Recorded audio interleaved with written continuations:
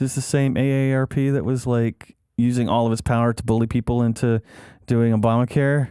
Cool. Oh, yeah. Here's where you can put your application. Wow. That was graphic, man. You might want to consult your doctor.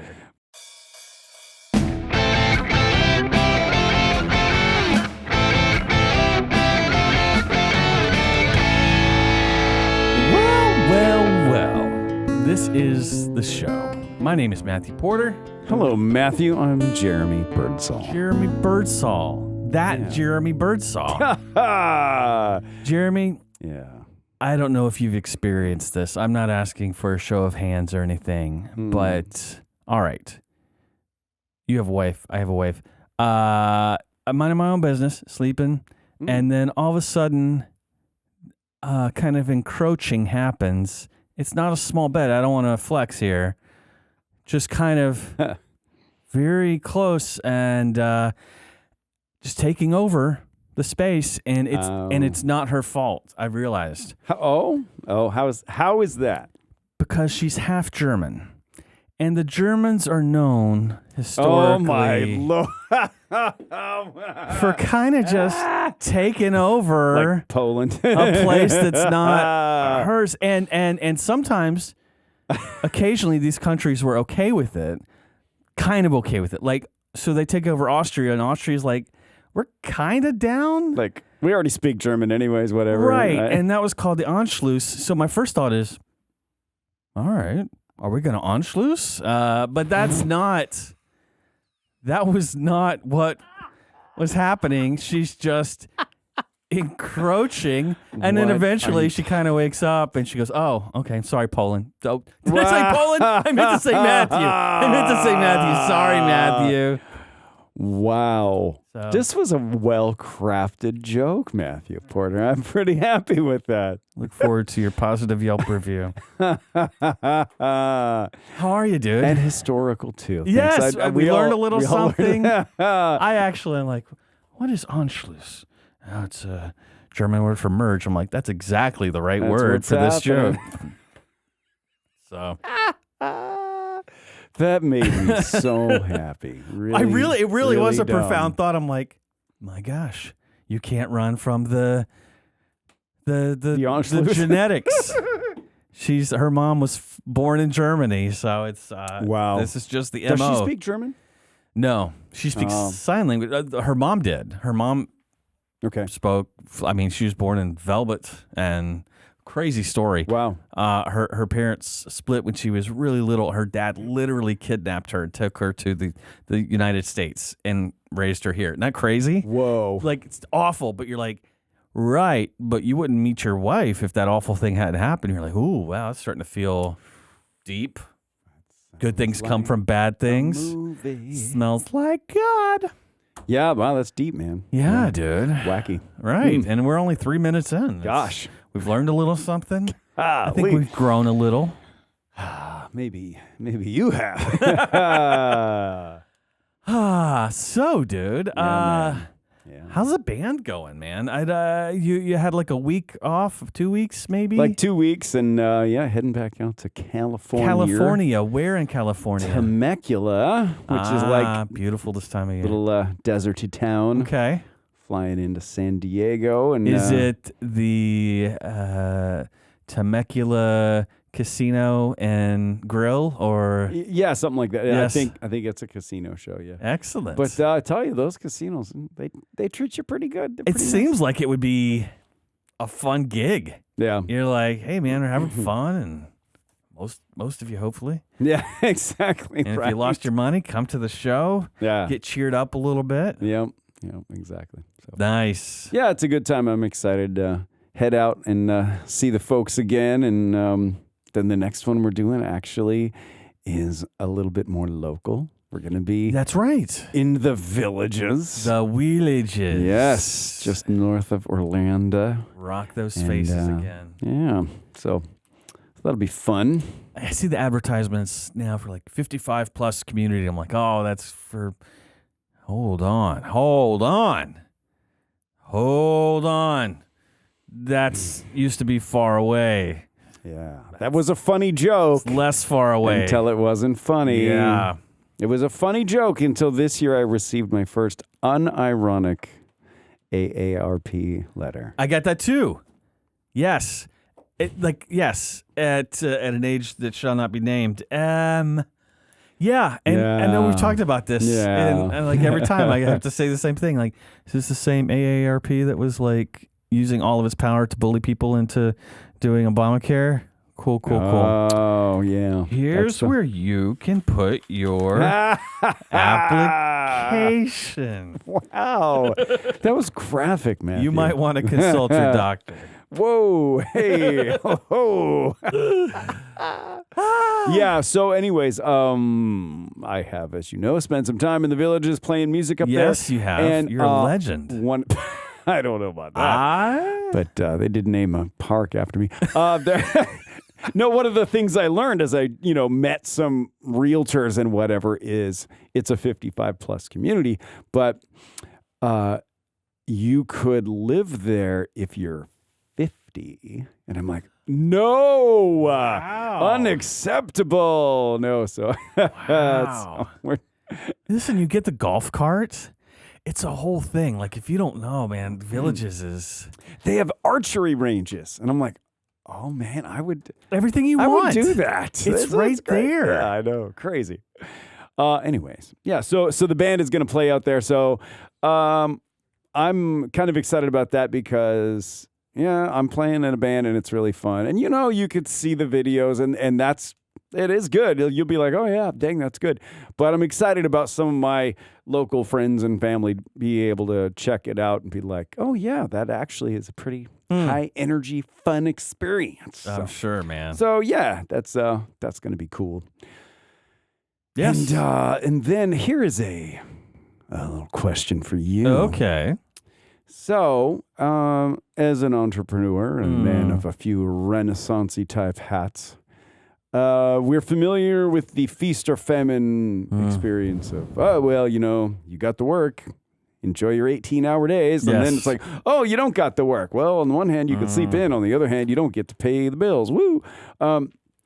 So that I've lived like that for a long time. And I'm coming up on another one of those cycles where it's been sort of feasty and now it's going to be famine-y for a second. I'm like, oh, I was unprepared for this. I should have known better. Literally, I've been there. I know how that goes. But I'm like, oh, right. Golly. Yeah. Top ramen it is. Yeah, that's, gosh, right out of college, I had like the first 10 years or so was just freelance, straight, nothing else. And it's, it's hard. When it's good, it's really good. And when it's tough, you're like, what am I even doing? This is crazy. Yes, exactly. Yeah. But I'll tell you, I am going to use this time to really propel my new project forward a bit. Excellent. The top secret project. The top secret project that shan't be named yet. But I was encouraged by, a couple of people, but the last one was my therapist. And he was just like, hey, so what happens if you put a date on it? Oh, my. What do you mean, like an arbitrary, I want to have something by this? He said, no, like book a show. Oh. I'm like, that would work. I know how my ADD works. I'll procrastinate and perfectionate that for a long time. But if I put a date on it, like, oh, I've committed. Skin in the game. So this is now me outing myself as a, hey, I intend to do that. I haven't put a date on the books. All right, I'm pen over paper hovering to. I'm gonna put a date on the books. I'm not gonna say what the date is yet because I don't know yet. But I'm gonna pull it on there, get something locked in, and then that'll be my motivator to do what I got to do. That's great, man. Yeah. So we'll see. We'll see how she looks, but I'm excited and terrified at the same time. That's a good. That's a good place combo. to be. Yeah. our kiddos, do basically sports and theater stuff. It's it's all the kinds of sports, all kinds of theater, and each of them have at different times before a show, before a game, in the wonderful unguardedness of being a little kid. You're like, I'm nervous about this game, or I'm nervous about the show. I'm like, that's good. That's so good. You're alive. You're alive, and you care, and you're kind of anxious, and you're like, that's the good stuff, man. Yeah. Well, you've got something you care about, and you're gonna have to dig deep and surprise yourself. I think you're gonna surprise yourself that you got stuff. There's an element of growth is life, stagnation is death, right? If you're not moving forward, then you're actually kind of moving backwards and muscle atrophy, that kind of thing, right? Mm-hmm. It's that. Like if you have and it's not to say if you don't have the butterflies in your stomach or whatever, that you're not really serious, but it's more like you are capable of more than you realize, and put yourself in that uncomfortable position of not being sure about it is where the growth is. Because if you're always only doing things that you're totally sure about, you're probably just sitting in your room playing Xbox. Right. And even then, you're playing Xbox on the levels you haven't beat yet. Or you have beat yet. I mean, sorry, you're not progressing into anything new. I have observed that the things that we resist, or the things that we have anxiety around, especially things we're putting off, that can be a real divining rod of understanding that's maybe the thing that you need to be doing, the thing that scares you, the thing that you're like, totally. This is a project that I know I need to work on that, but it scares me, or I'm finding other things to do instead of it. You're like, tune in a little bit more. Tune in a little bit more to where God might be leading you, and why are you resisting this? Why are you avoiding this? And could be because could be a very transformative project or venture that you're being asked to do. How important could a mission be if it does not occasionally bring you face to face with doubt? So I remind myself of that on the regular, like when I'm writing a script or a book, and I'm like, boy, I started with so much confidence, and now I'm looking at this mess that I have to clean up or fix. And you're like, this is a well-worn turn on this path, and you've been here before, and you know what this is like, and it's a sucky part of the journey. Yeah. But we know it. Yeah. It's important, and we'll push through it, and we'll get through it. That's a great way to say it. I am not saying this doesn't suck. I'm saying I've been here before, and I know that I'm going to go around this curve, and it's going to suck less in a little bit. So power through it, right? We interviewed a guy on Steve Brown, etc. a couple weeks ago, Ray Ortlund, who has a book about Eat, Drink, and Be Merry. And it seems to be about embracing the little things that bring us joy, but that are just inherently human. And there's stuff that we enjoy that you can really sink your teeth into. But I think just the other stuff, you're like, I feel, scared about this thing. You're like, well, then just sit here and be scared about it for a moment. Don't go on social media to get distracted. Don't feel this feeling right now and stop anesthetizing, numbing yourself with entertainment or this or that. Yeah. Soak it in. It's a human moment, whether it's fear or anxiety or nostalgia or sadness. You're like, yeah, man, I want to stay in the pocket, man. I want to fully feel those moments. Yeah. And not just hide away from them or entertain it away. I am so bad at that.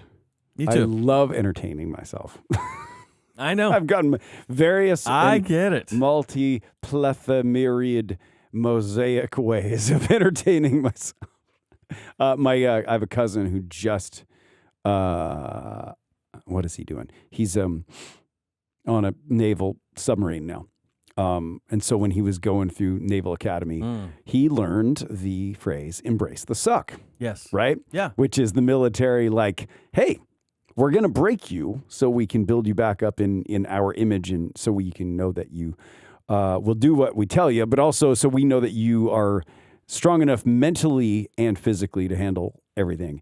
And the idea is yes, everyone knows this is uncomfortable and unpleasant, but embrace it because it's part of the process of getting you better than you are today or whatever, or changing your attitude about something or breaking a bad habit. It's embracing that yucky part. And man, how much of our lives are based on ignoring and avoiding and medicating and numbing the uncomfortable part. I don't want to see it. I don't want to think about it. All the stuff we want is on the other side of being uncomfortable to some degree for some indeterminate amount of time. Yeah. So we can put that off. That's deep. That's it, man. Good night, everybody. Exactly. We've all learned something now. I sure have. Yeah. No, anything I've learned, it's because I have banged my toe on it. That's the Gen X way. Multiple times. It's the Gen X way. Yeah. No amount of your mother telling you don't touch the stove means anything as much as you doing it and touching it and going, oh, that actually hurts. No kidding. Yeah. Yeah. I call them inexpensive mistakes or cheap mistakes. I see the kiddos doing something and I'll say, you don't want to do it that way or you don't want to do that. Yeah. And they may proceed. And in certain circumstances, I'm like, I am going to allow you to go the full gamut of this experience of pursuing this path. I can see where this is going to end, right? I know where this is going to end. Yeah. It's not going to end where you want it to end. Yeah. There will be no physical harm to you. It's not the end of the world. It's no psychological damage or anything. Yeah, right. But you're going to be able to bump against the wall and go, oh.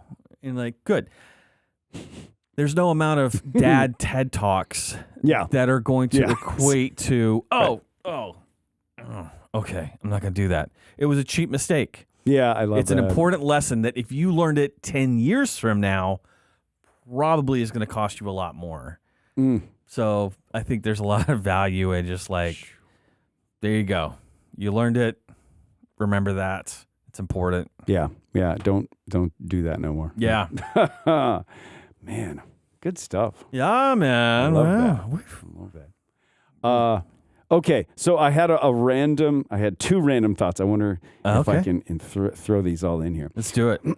So this was one of some random guru guy that I saw was talking about business advice, whatever. And he said, here is the cheapest free advice I can give you for, I don't know how he presented it. It was something like how to, basically, it's how to keep your network, keep the gears of network well lubed, And basically the idea was this is how you guarantee, if you're an entrepreneur, how to keep, the pipeline full and not just with gigs and opportunities, but keep the relationships. And he said, take your phone, open your messaging app and scroll all the way back. He said, I'm not meaning last week. He said, just fling that thing as far back as you can go. And the name you see there, text that person today. Wow. And just say, hey, just thinking about you. You're awesome. That's cool. Nothing else. Yeah. And he said, you know what I did? He said, I made a short little one-sentence doodly that I like, copied it. And he said, I made a hotkey in my message apps, and I'll just every once in a while go back and bottom few people that I know I haven't talked to in months or a year. Just go boop, boop, boop, boop, boop. And you're just saying hi. And he said, well, I'm not going to say what he said. I don't even know what else he said. I just was like, that's pretty cool. I'm going to try that. So this is me outing myself. So let me affirm what you just said. Oh, how great. I love being affirmed. A couple years ago, minding my own business, and there's a little voice in my head said, reach out to Brian. And Brian is a producer I worked with originally probably 20 plus years ago. I had done some little writing gigs. I scripted some commercials for him that about it was one day bath renovations, and it featured an orangutan in the ad, and it was really fun. He was a great guy. Seems. Were you talking about the orangutan now? We still keep in touch with Randy the orangutan. Great dude. No, so he can really put back those tequilas. Though. Yeah, he's got a little drinking problem, Randy. And on one of my trips to LA, Brian is based there, hung out, and like great little friendship.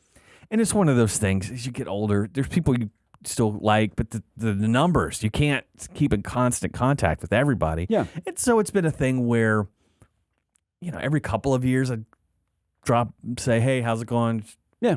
Great. Yeah. Blah, blah, blah. Yeah. So 2 years ago, little thing goes, reach out to Brian. You haven't talked to him in a while. I'm like, yeah.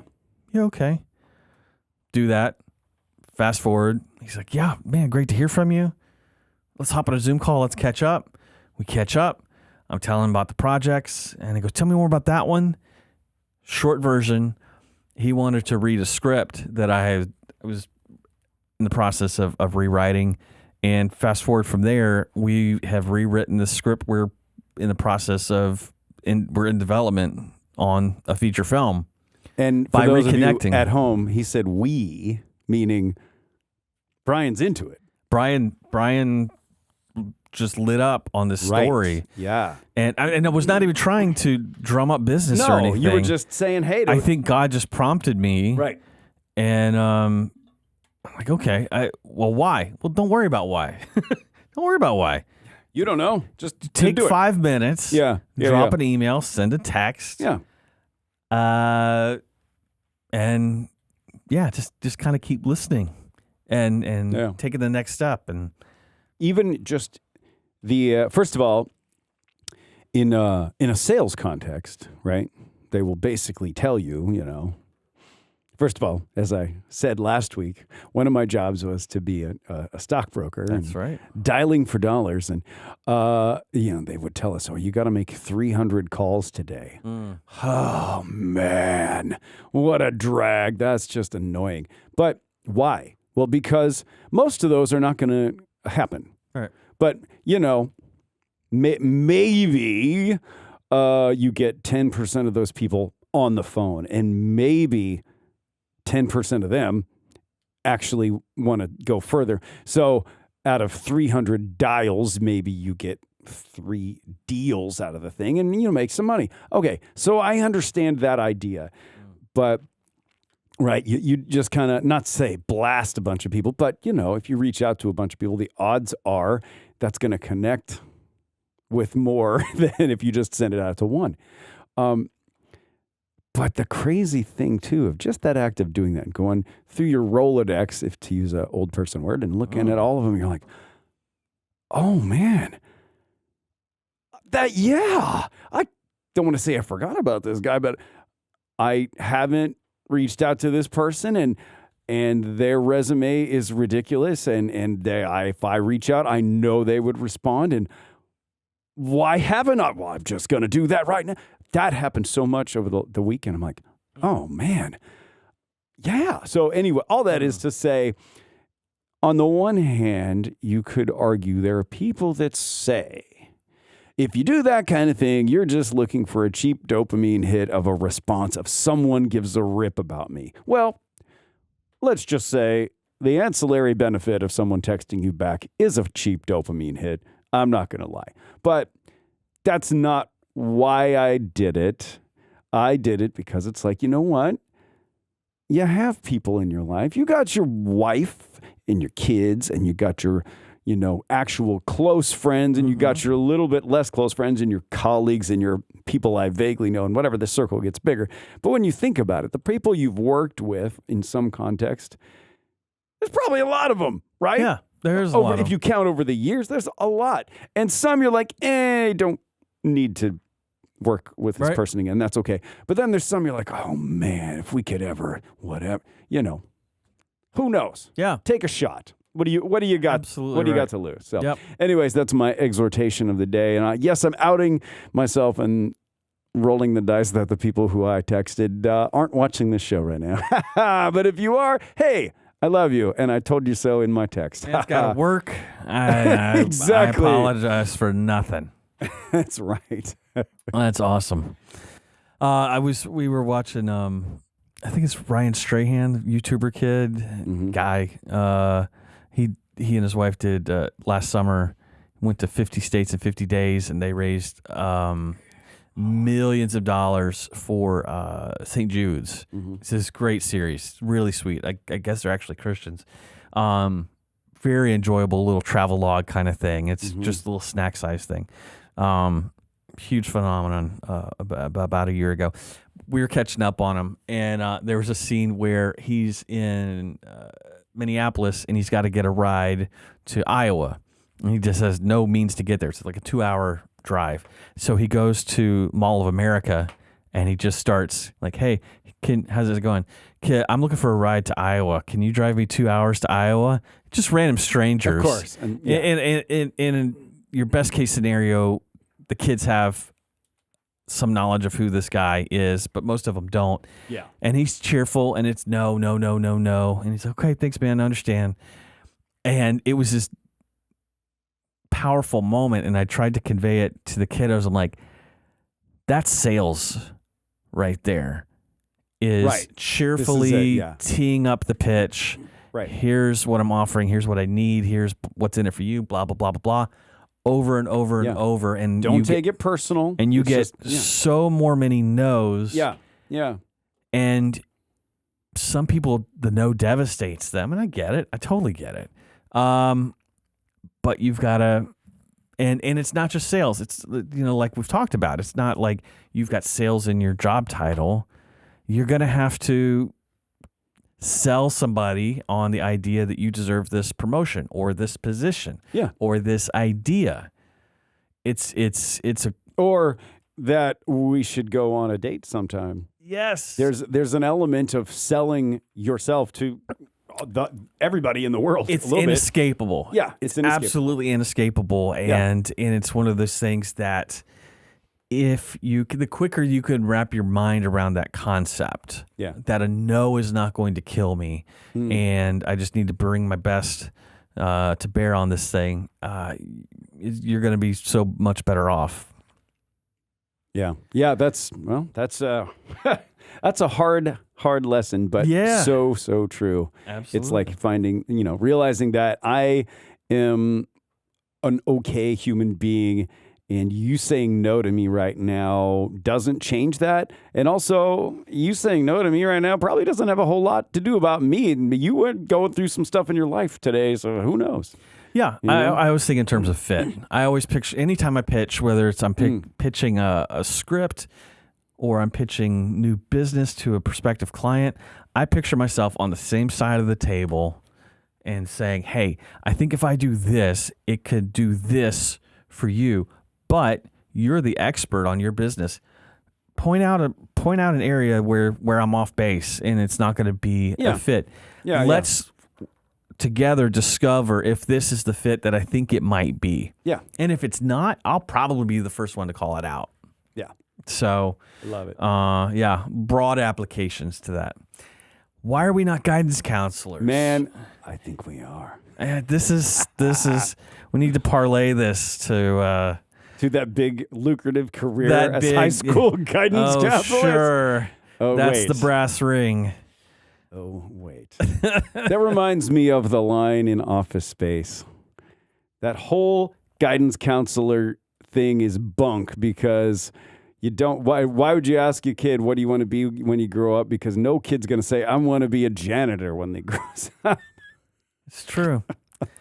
It's true. Where it all starts off policemen and astronauts. Yeah, exactly. Yeah. Sure. We all want to be Superman. It evolves from there. Correct.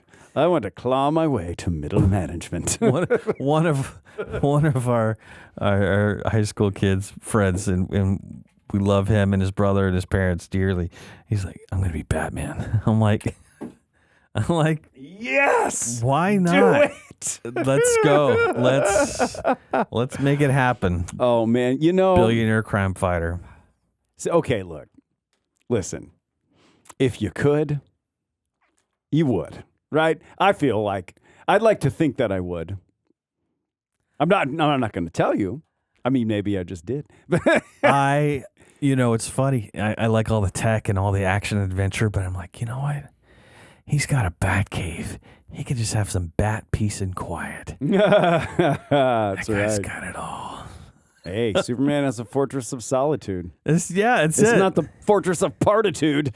That's it. He has Alfred, but I mean, I'm sure he can go, Alfred, Batman just needs a little Batman time for right now. Right, yes. Alfred would be cool. He wouldn't be hurt. And he'd be like, I get it, man. I need some bat quiet. I need some bat quiet with my bat thoughts. So you and I talked about this briefly last week in one of our rare pre-show ramp-ups. Yes. And you came to me with this thought, and I was like, oh, man, I was going to talk to you about this. And so it definitely is right on the money. Love it. And, of course, the preamble is we have to do this right now or God will give it to Prince, right? So there is this legendary story of Michael Jackson waking up in the middle of the night with a song idea and calls his production team and his musicians and says, everybody get together at the studio. We have to record this now. And they all do because, Michael Jackson tells you you're going to do it. So everybody shows up 3 a.m, whatever, to record this thing. And they were all like, okay, hey, we're cool. We're ready to do this. But why can't we do this at like 10 or 11?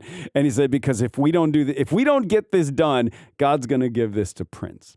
So first of all, it's funny. It's like, it's a funny joke. And everybody knows about their kind of storied and legendary rivalry and whatever. It's great. However, I personally believe that it is true.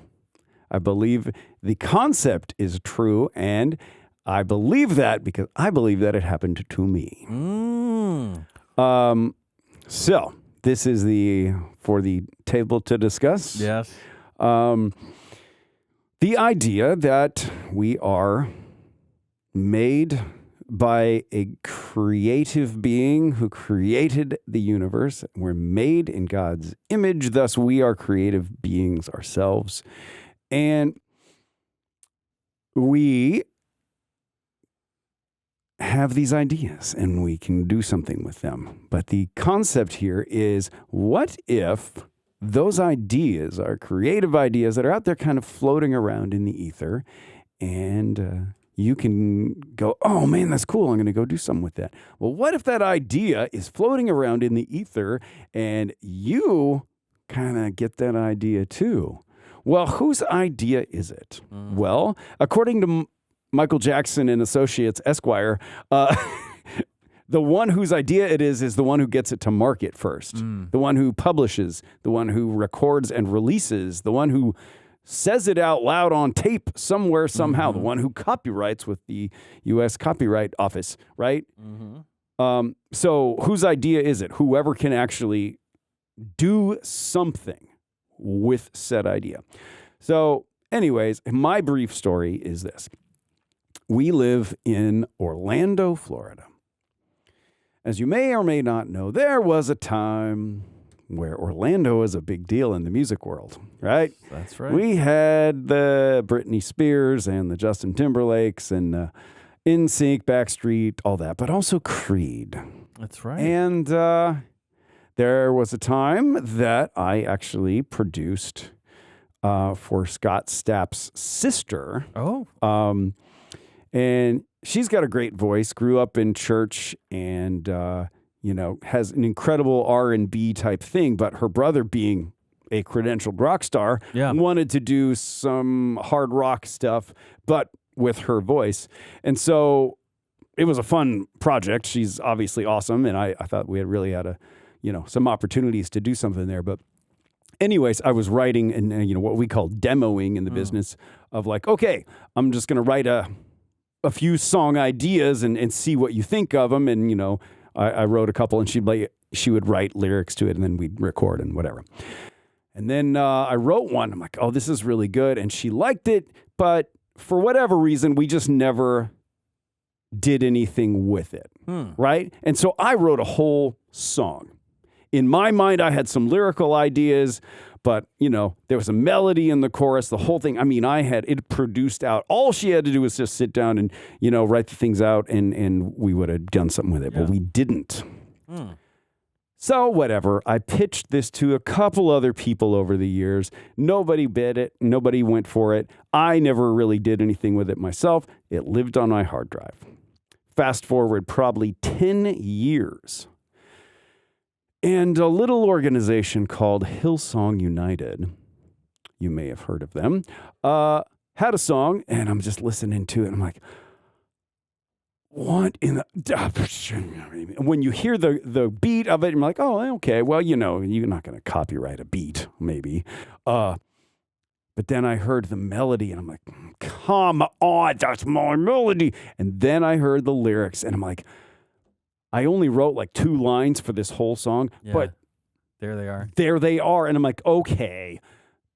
Your first thought when that happens to you is like, okay, somebody thiefed me, right? I got robbed. Yeah. Somebody, right? And so of course I have that moment of freak out. I'm like, man, not cool at all. But then I start thinking down the 7 degrees of Kevin Bacon, like how I don't know anybody in Australia. Yeah. I don't know anybody at Hillsong that would have connected those dots. Not then, not ever. And no, just no way, no how. And that thing has lived on my hard drive. And the number of people who've heard it, I mean, there's maybe 3 or 4 people. Wow. And that I'm like, so all that to say, I definitely am a believer of the idea that I had a creative idea and I did something with it. And then I recorded and produced it out a bit, but never released it. It's not out there in the public, right. Zeitgeist. But someone else had an idea strikingly similar that it makes me think, well, if I didn't get robbed, that someone else was digging in the same vein of creative whatever, and they just went to market with it first. I'm like, well, I can't be mad about that, but it does open up this bigger idea of what if we are all connected in that kind of creative way, that there's a conscious field out there from whence we can pull ideas and do something with. And that's cool and kind of a deep way to think. But more importantly, I feel, to me, my takeaway has been, right, so if you got an idea, do it. Finish it. Take it somewhere. Take it to even if it's not beautiful and perfect, do it, because God might give it to Prince. That's a powerful story, and you've told me that years ago, and it's always stayed with me. There's a quote that I believe has been attributed to Victor Hugo, and I'll mess it up, but in general, the idea of there is no army on earth as powerful as an idea whose time has come. And I love that. And I do think in the mysteries of how God works, there are times where he wants something to enter our human experience. And, how does human history unfold in this kind of mostly linear way until America shows up on the scene, and then it's like hockey spike, or you've heard the illustration of Jesus showed up at just the right time, at the fullness of time. He showed up shortly after Rome established roads to all the known world, and it was during the Pax Romana when there was no major wars. Sure. Right. So the for an idea to spread was then like very much literally paved. Yeah, you're saying go spread the gospel. Yeah, right. Close by, not as close by, far, far away. Go to India. And at this time, there was now the means to do that through all these roads that Rome had paved throughout their empire. It's this really weird, spooky kind of thing. But if God is a storyteller, then you do have the freedom to write your own story. But He's not, abdicating His position as a story writer as well. And so it's this some kind of mysterious dance between us. I don't know. It leads me to just kind of be at a place of being like really humble, and I'm like, okay, what do you want me to do? And just trying to listen, like we talked about before. Yeah. I don't know. Powerful stuff, man. Love it. Well, if you like powerful stories and I don't. You don't? No. Then stay away. Bore me, please. From 𝗦𝗵𝗏𝗏𝗏𝗏𝗏𝗏𝗏𝗏, who allows us to do this show. And this little monkey show is one podcast among some really great podcasts. How many do we have now? I think there's 8. Cool. I'm trying to visualize it. We've got Key Life Podcast Network, keylife.org/podcast network. There are podcasts focused on men's stuff, on American history, on the Bible as an historical document. There's just grace-oriented stuff. There's things that will be more of a millennial appeal. And then there's whatever called avocado toast. They were right about that. It's dadgum delightful. Sorry. Terrible person. All my millennial friends hate me. Okay. Sorry, keep going. I can't. And then there's this show. I can't even with you. Yeah, exactly.